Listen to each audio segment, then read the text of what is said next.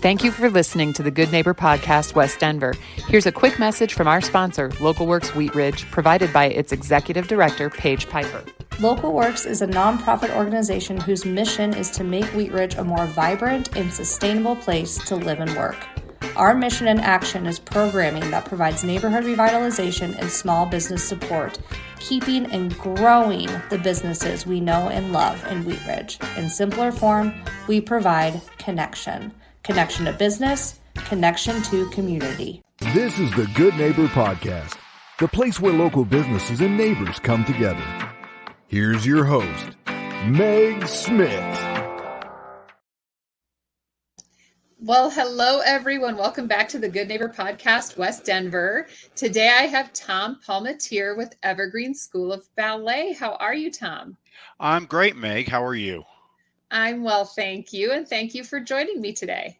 Well, it's my pleasure to talk with your listeners and share the story of the Evergreen School of Ballet.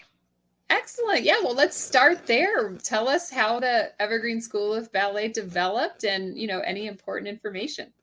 Well, in late 2018, my daughter had recently moved here. Her husband is a native of Evergreen, grew up here, and they moved here from the Dallas area to come back home, if you will. And she had been a very, very accomplished ballet dancer and teacher in Los Angeles and the Dallas area, and had previously danced with the Washington Ballet, and was anxious to teach, but working for other people's studios, she had always had to kind of conform what she wanted to do with the owner's vision, which often was make as much money as you can, and we don't care what the instruction is like. And so her dream has always been to have her own studio. So I moved here and built a house that had kind of built a house around a ballet studio. The ballet studio was the lower level, and she taught downstairs, and she had just given birth to her third child. So I took care of the baby, and then in between classes, she'd come down and nurse, and that's how we started off. We started off with 6 students. We now have 90.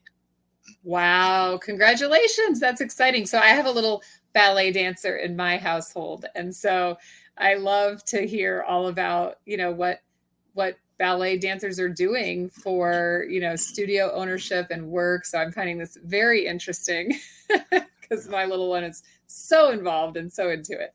So yeah, so she obviously has a passion for ballet and has been in it her whole life. So she must have started when she was young. Yes, she started as 2.5, 3 years old, like a lot of them, and her oldest daughter started 2.5, 3, all over 3 of her kids, and her oldest daughter has danced the last 3 summers with the Bolshoi Ballet Academy. Wow. Yeah, they bring all the instructors from the Bolshoi over to the United States for a summer intensive, kind of a ballet boot camp, and she's been doing that. So she's a pretty extraordinary young dancer and is part of the Colorado Ballet Preparatory Company, and really proud of all of them, Yeah, that's amazing. So why do you think the, young folks up there choose your school over others in the area? Well, we somewhat limit the styles of dance that we do because it was started as a ballet studio. We also do contemporary dance and modern. We do have beginning tap and beginning hip hop, but we don't go beyond the littles with that because we kind of want to concentrate on just building great dancers with great fundamentals. And because if they start doing too many styles too early, they really never get anything good, and ballet is kind of the foundation of all other types of dance. The other reason is Gabe and our teachers, because we have other teachers now, they're just really, really nice people who care about the kids. And Yeah, that's really important too, because um, that between teachers and parents, kids really need a whole cooperative family working together to help them get through kidhood. There's Hmm. just a lot of pressures and things like that, particularly as they get into their teens, and we really view ourselves as part of that team with a parent. And so one of the things that many studios can get into, you put a whole bunch of middle school and teenage kids together, it can kind of turn into a little bit of a mean girl thing, and have some bullying, and we just don't tolerate that. When conflicts arise between students, first thing she does is sit them down, say, let's talk it out, and if that doesn't work, then we talk it out with the parents.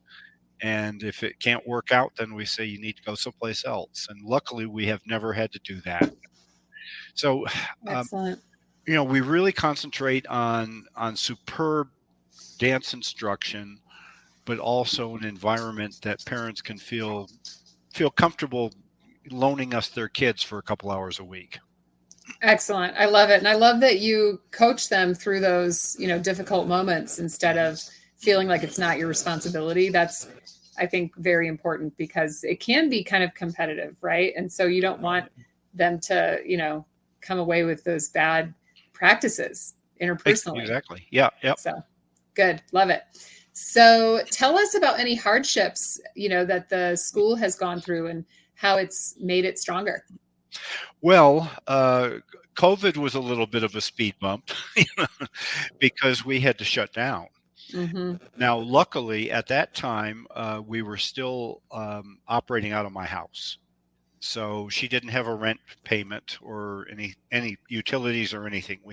She had no overhead, and to keep our students engaged, she shot video lessons 7 days a week, and we put them up for free online for our students and anybody else who wanted to take them. And we've got all kinds of pictures of students at home in front of a big TV screen taking the class.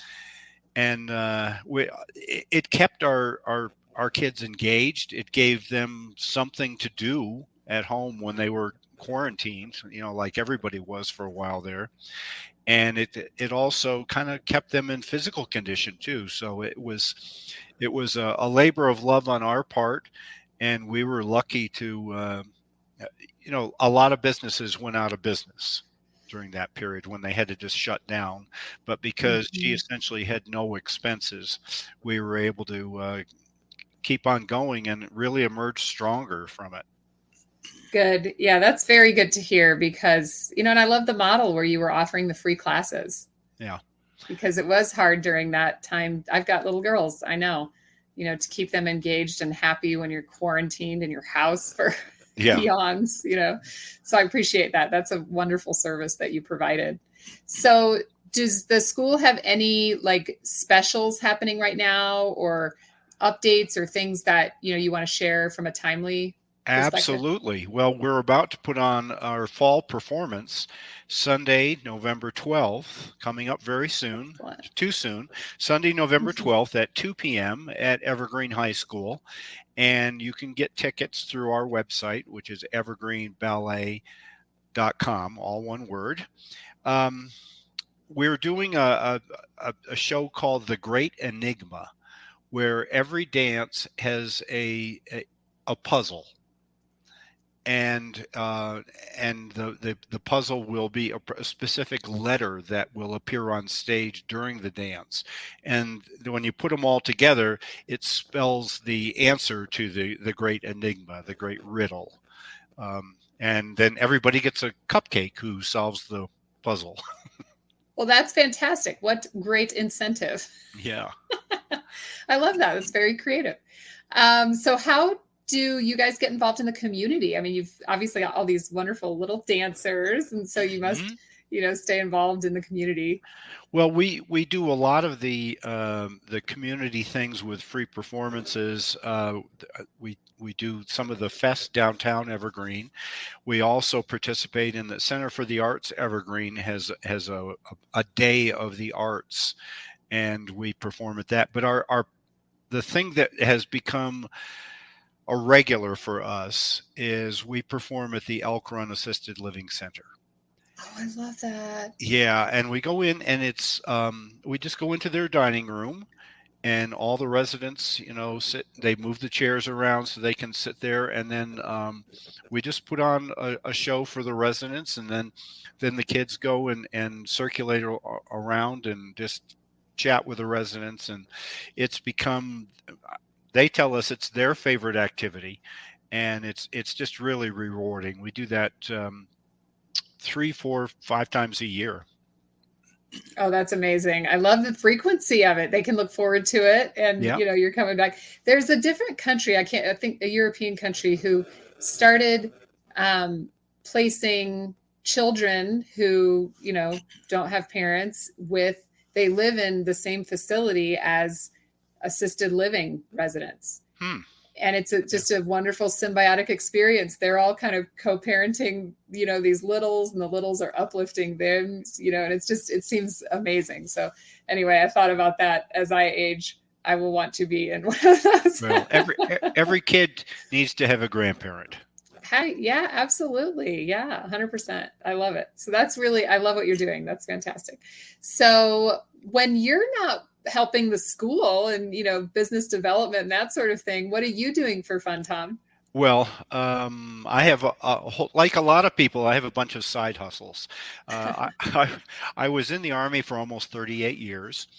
And when I retired, I was leader and commander of the United States Army Band Purging Zone in Washington, D.C., and had spent, that was kind of right at the very pinnacle of military music. I was the senior director of music in the armed forces. And so now I direct the Thornton Community Band, wonderful group of adults that volunteer to make music together. And I substitute teach in Jefferson County schools because they need that desperately. I teach music. And I'm editor-in-chief of a magazine called School Band and Orchestra Plus that goes to 36,000 plus subscribers every month. Almost all of them are music teachers. So that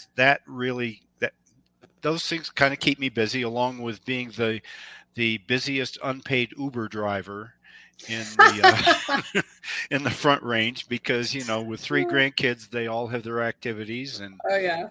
So no, the magazine is really a great passion, because it allows me to stay involved, deeply involved with music education, and to curate all these articles and to put together a magazine each month that I hope people look forward to reading. So I'm sure they do. It sounds amazing. Well, thank you for, all the contributions you're making, especially your unpaid Uber services to the grandkids. They don't even know, but it's amazing that you're helping. So how should folks get in touch with the ballet school to, learn about classes, performances, etc.? Well, all the information like that is at Evergreen Ballet, all one word, evergreenballet.com. And we've got our schedule on there. And unlike some activities, and if you're a mom, that oftentimes when you sign your kids up for activities, they expect you to sign up for a whole season, sometimes a whole year. We go month to month, because what a 4-year-old is passionate about now may not be what they're passionate about 6 months from now or 1 month from now.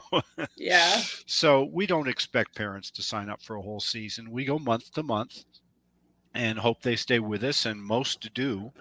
As a matter of fact, that's one of the really wonderful things about it, because we now have dancers that are in Ballet 2 and Ballet 3 moving up through our very advanced classes that started as those little 3-year-olds.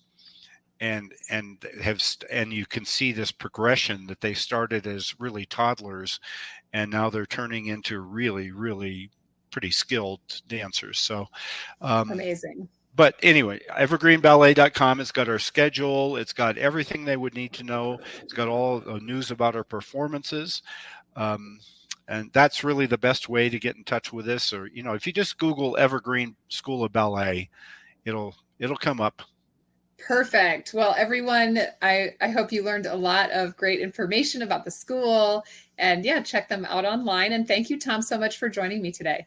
Well, it's my pleasure, Meg, and I really appreciate the Good Neighbor podcast for providing this platform for people to share their good news. Excellent. Well, thank you so much. Thank you for listening to the Good Neighbor podcast. To nominate your favorite local businesses to be featured on the show, go to gnpwestdenver.com. That's gnpwestdenver.com or call 720-295-9588.